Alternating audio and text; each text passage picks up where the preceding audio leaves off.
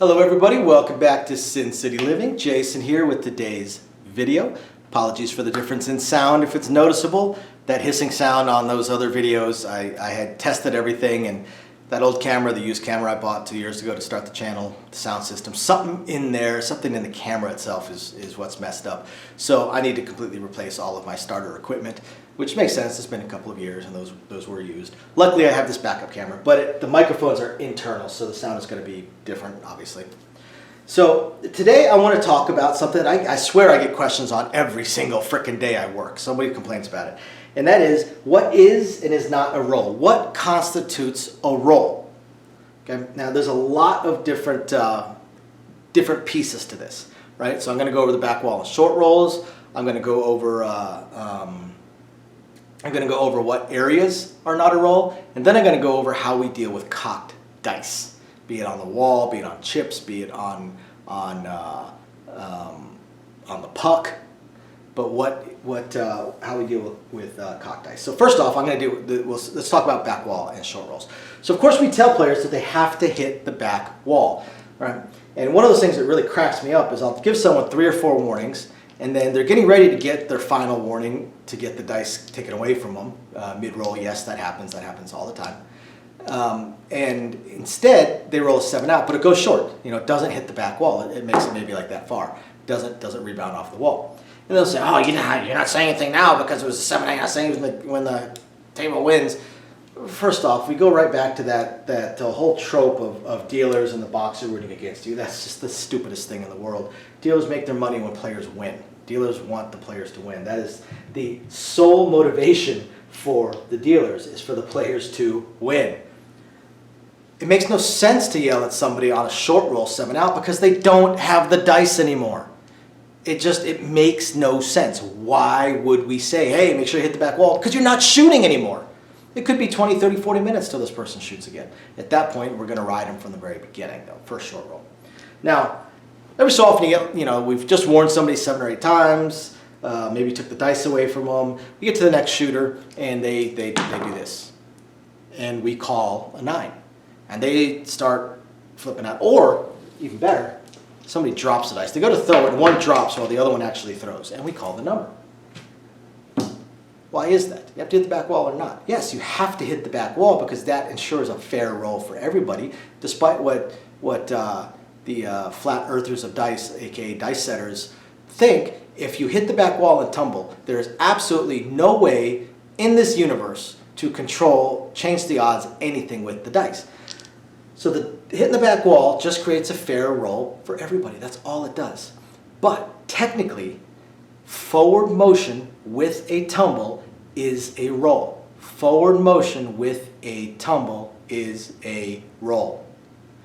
We will warn the player, hey, you got to hit the back wall, but it's still a roll. We still will call the number. Win or lose, we will call the number. And it's funny that when something like this happens and it's a winner, nobody complains.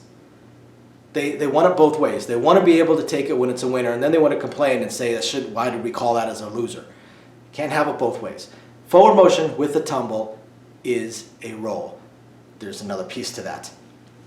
Those players, don't forget to join our Discord channel, by the way, and the online casino I found for you guys, check it out. Links down below to sign up specials, free money. They've got craps, roulette, low table limits to practice your games on, sportsbook, all that. Every so often, we get that player that's one of those that's an attention whore that likes to sit there and just play with the dice forever and ever and ever. And then every so often you get somebody that says, new dice. You immediately get 3 or 4 voices screaming out, no roll. If you want to change the dice, you put them down and you tell the dealer, I want new dice.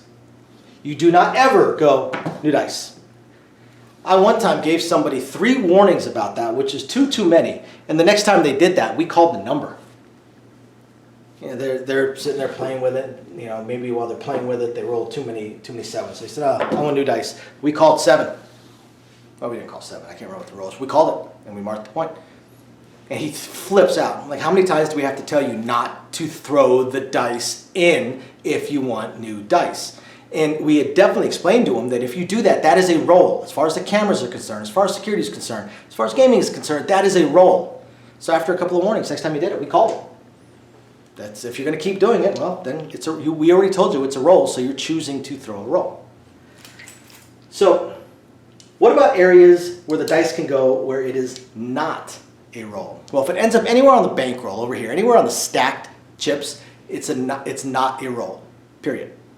If you've got one of those tables that has a little metal rack where they keep the dollar chips on the side right over here, if it lands in there, it's not a roll. Okay? It doesn't matter if it lands on top of the bankroll perfectly flat so we can see the number. It is a no roll.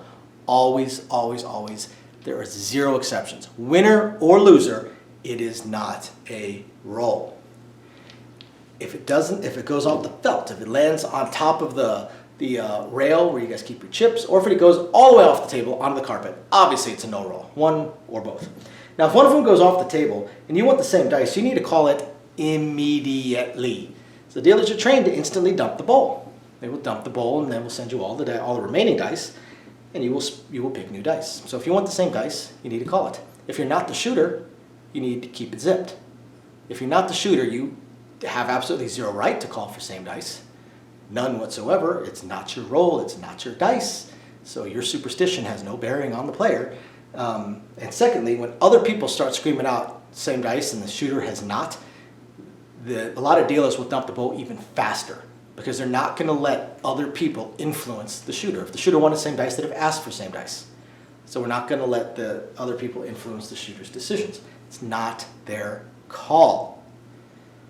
But if you want the same dice, absolutely, let us know. We'll get you the same dice. It's no problem. If the dice go off the table, yes, you are allowed to touch it. We see some people that are afraid to pick it up. It's right by their feet. They're like, am I allowed to touch it? Absolutely. Please do, because the dealers cannot move. Dealers cannot leave the table and the chips that is under their control. They cannot move. The dealer cannot take a half a step away from the table to grab the dice. They are not allowed to. Okay? They can't take their eyes off their layout. So please grab the dice if you can. You are absolutely allowed to, 100%. And now, what about the dealer's working stacks? I'm going to slide it on out, but this is usually back behind the point. What about if one of the dice land on those? Guess what? The working stacks are considered part of the table, so that would be a roll. And I have seen that 6 or 7 times. That is a roll, absolutely. What about if the dice land like this? That is not a roll. It's a no roll, even though all we would have to do is move the top one to know what the number is.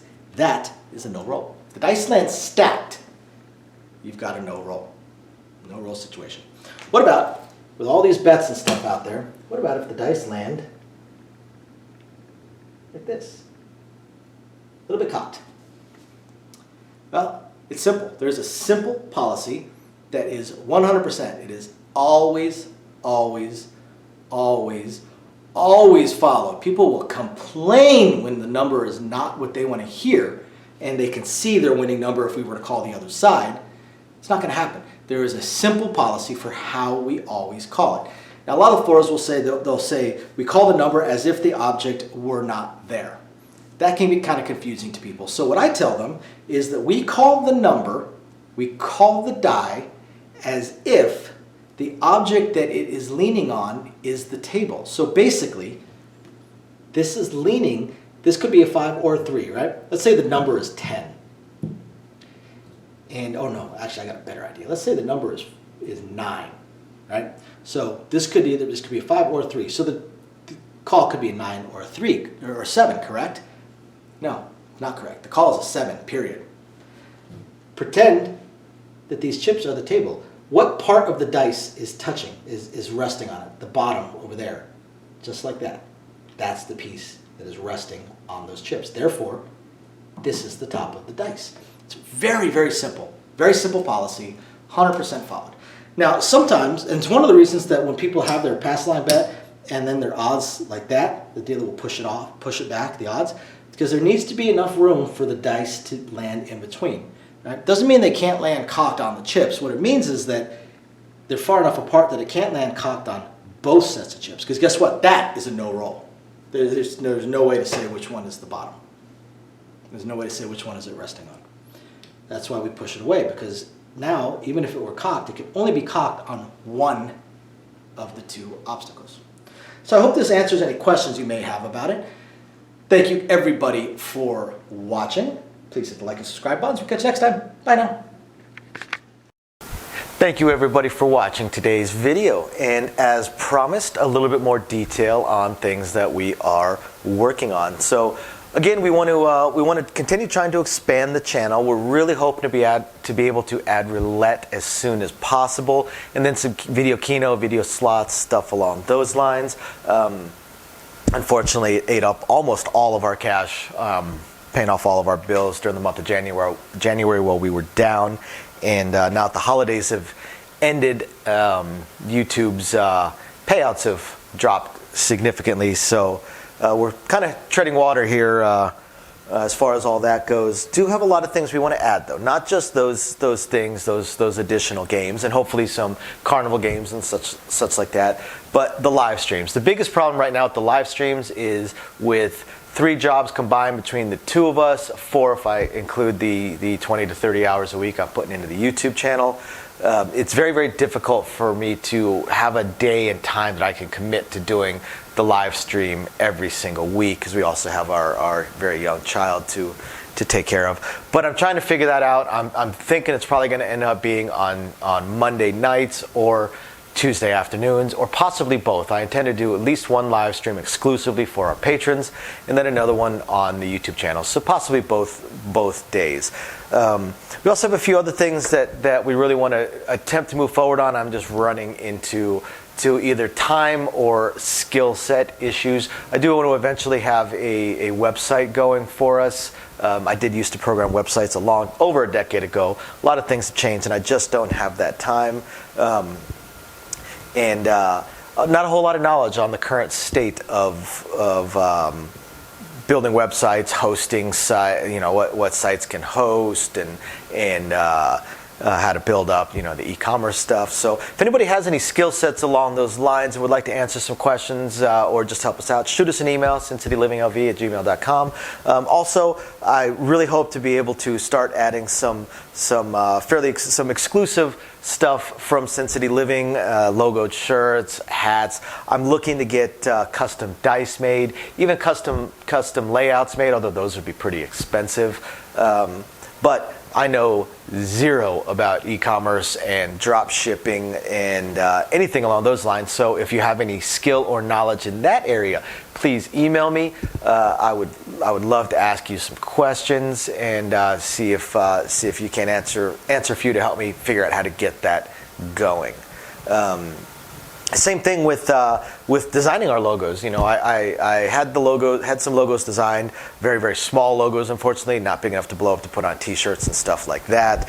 And again, I know I know nothing about logo design, graphic design, any kind of websites that could do it. I literally know nothing. So if you have any skill or knowledge in that area also, please email me, and you're willing to answer some questions, please email me and let me know. I'll admit I don't even know where to start as far as asking some questions, but I'm sure I'll ask a few, and that'll trigger a few more, so on and so forth. So yeah, there's that, and of course we do hope to continue to improve our AV setup, but I am an AV moron, so also right there, if you have any skill sets or knowledge in that area, please email me, and are willing to answer some questions. Please email me and let me know. We would love to help. Otherwise, again, thank you everybody for watching, and we're very excited to continue bringing you our videos. Bye now.